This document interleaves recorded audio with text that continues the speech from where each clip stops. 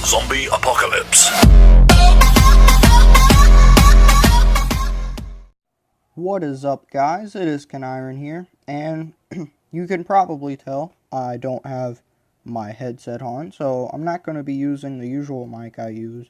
Instead, I'm going to be using this little headphone thingy that came with my PS4. It's got a mic on it, so as long as it doesn't sound completely terrible, I'll use it for now. But today, I wanted to review the latest Japanese Godzilla film, Shin Godzilla. So the movie was first released in theaters in Japan a little over a year ago. It did see some theatrical showings in America, but they were in Japanese as the dubs hadn't been created yet. And it was very short-lived, showing for about a week, I think. And in that week, I didn't really have time, transportation, or even a sudden interest in seeing it. Yes, I know, it's Toho's first Godzilla film in over a decade, but with all the drastic changes to Godzilla's design, and most of the spoilers being leaked online already thanks to the Godzilla Google Plus community, I wasn't that interested in this movie. Going into it, I thought it was going to be one of the worst Godzilla movies they've come out with, and honestly, I've seen nearly all 31 of them. I think it's 31.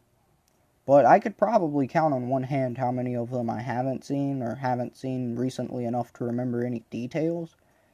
But I was definitely prepared to rank Shin Godzilla at the bottom of the list.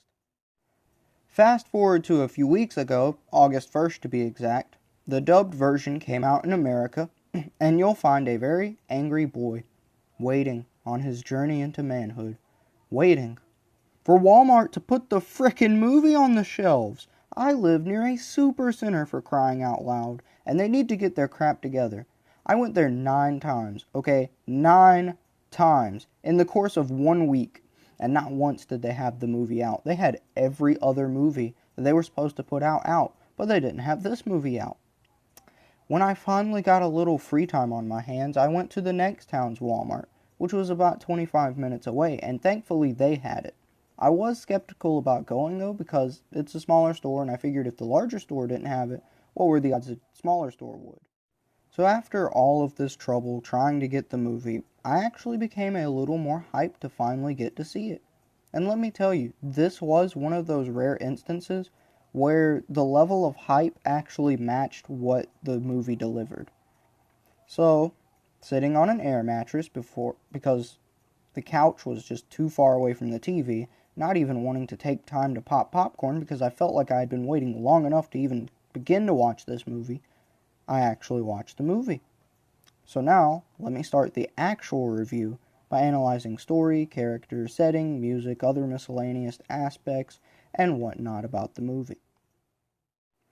On the surface, the story actually seems pretty simple. This gigantic marine creature pops up in one of Japan's bays and does nothing but head straight for Tokyo, while evolving and adapting its body to survive and exist on land. The Japanese government is taken by surprise because they originally thought the activity in the bay was a developing volcano or a geothermal vent or whatever. Turns out you're wrong, Japan. It's a giant monster bent on the destruction of your cities. In all seriousness, the government goes through its diplomatic process several times, trying to decide whether to focus on stopping Godzilla or evacuate civilians. After all the agree-to-disagree attitudes by the department leaders and tough decisions ultimately made by the Prime Minister, Godzilla's body heat becomes too high, so he turns back to the sea to cool off for a few hours. In the end, all the diplomacy didn't even matter, as countless lives were still lost and cities were still destroyed. But in the end, it doesn't even matter.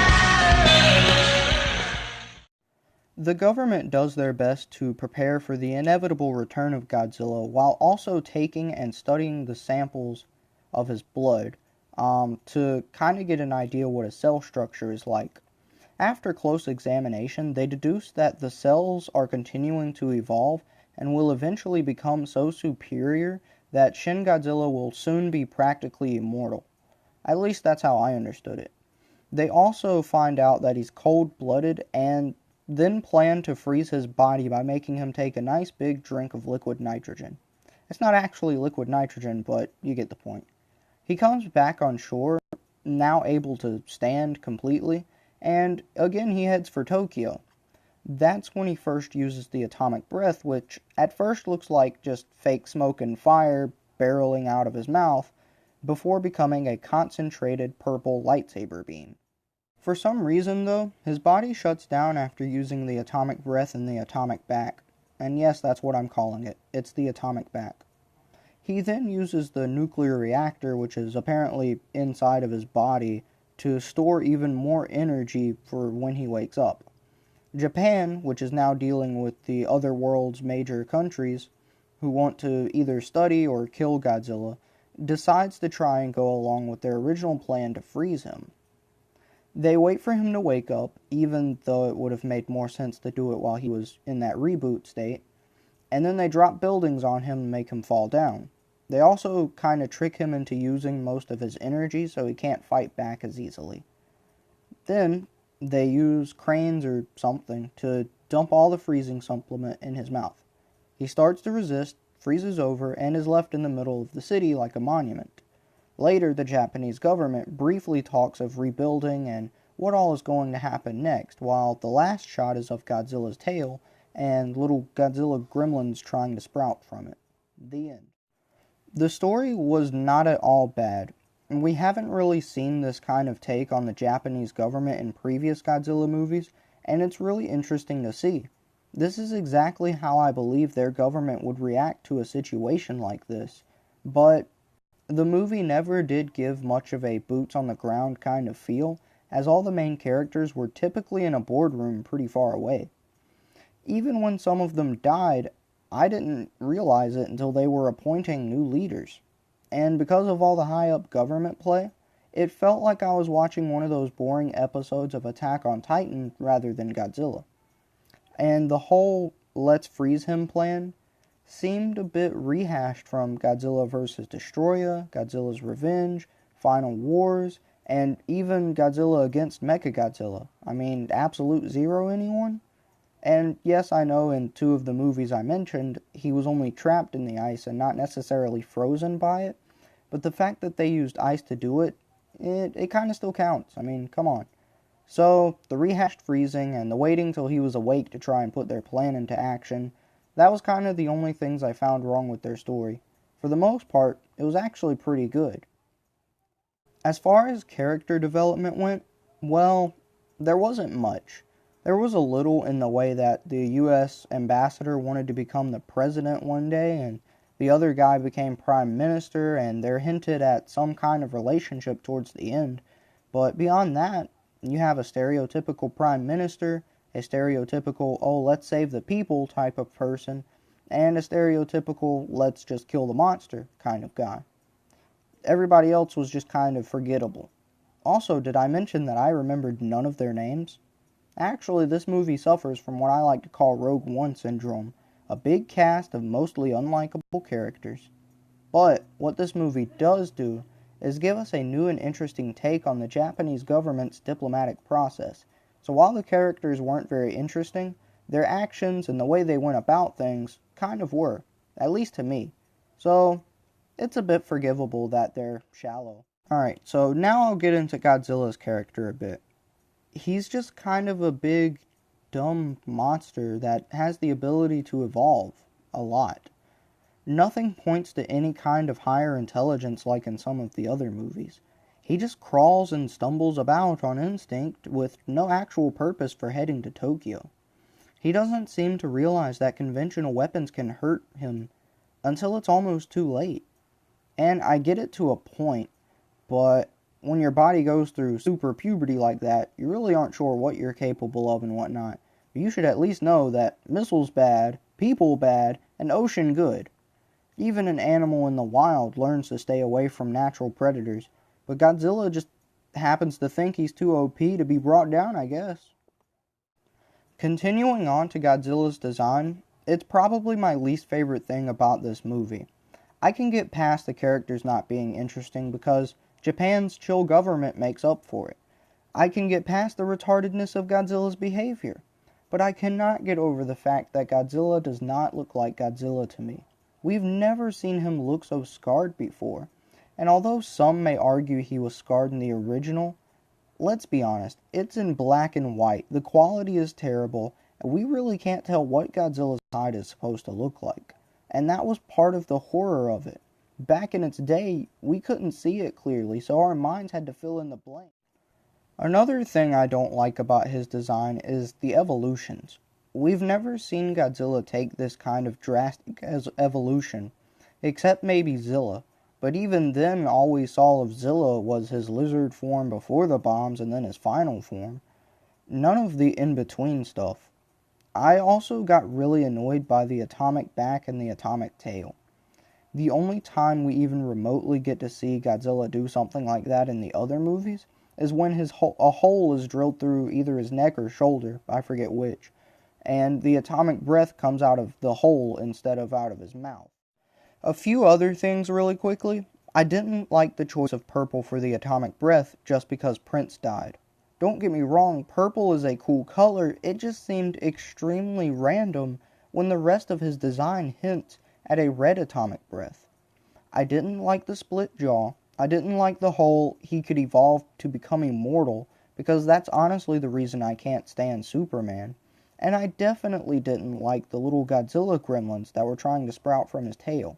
It just seemed like they tried to accomplish too much with his abilities.